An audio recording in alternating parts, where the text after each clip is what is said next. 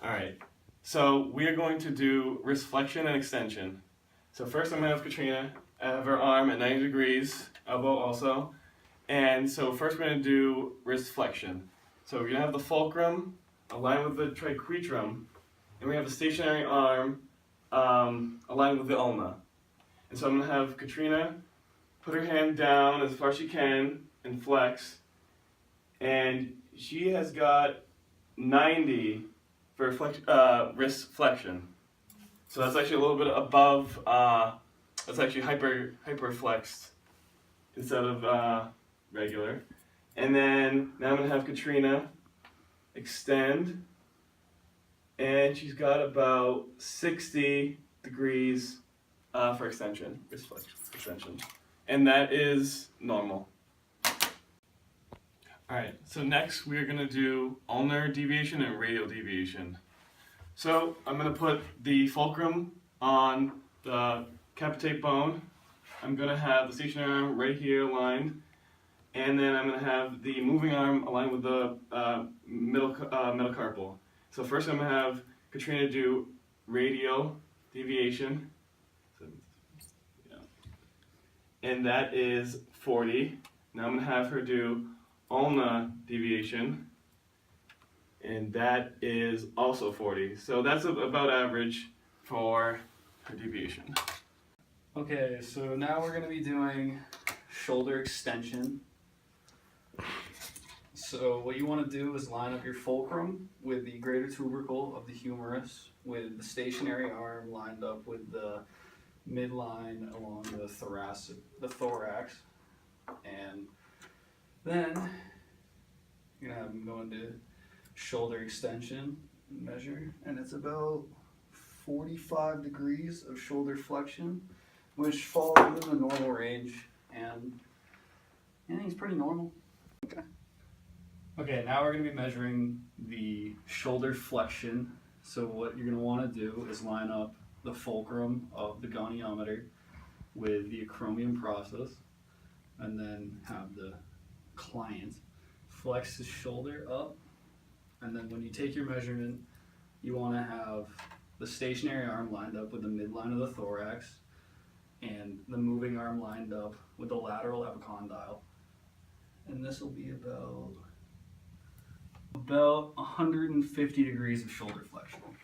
Now we're going to be measuring shoulder abduction, and what you want to do is take your fulcrum and line it up at the axis of motion, and have your stationary arm lined up with the midline of the thorax, and your perpendicular arm is going to start, or your moving arm is going to start perpendicular to the sternum. And then he's going to bring his arm up, and you're going to feel for compensation. And then you want to line up the moving arm with the medial epicondyle of the humerus. And this will be about 75 degrees of shoulder flexion, which is within the normal range for abduction. Now we're going to be measuring shoulder internal and external rotation. So we're going to start with external rotation, and you're going to want to line up the fulcrum with the acromion process, the elbow, and the ulnar styloid process. And your stationary arm is going to want to be perpendicular to the table. We're going to put him into shoulder external rotation, and that's going to be about 70 degrees.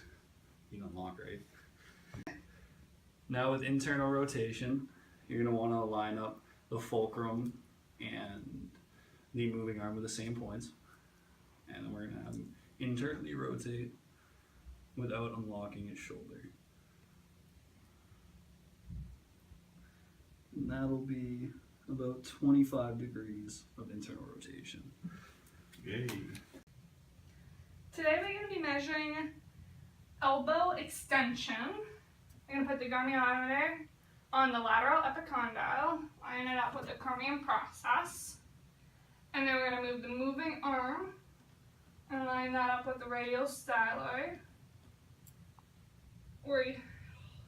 The normal range of motion is going to be 0 for this. It looks like we have 3 degrees. Alright, we're going to be measuring elbow flexion now. We're going to line up the grammometer with the lateral epicondyle and put the stationary arm on the chromium process. I'm going to have you relax your arm all the way. And we're going to line up the moving arm with the radial styloid. That's going to be our starting point. I'm going to have you flex your arm as much as you can. Okay. And that will be 135 degrees of flexion. That is a little bit below normal range of motion, but it's very close to the 140 to 150.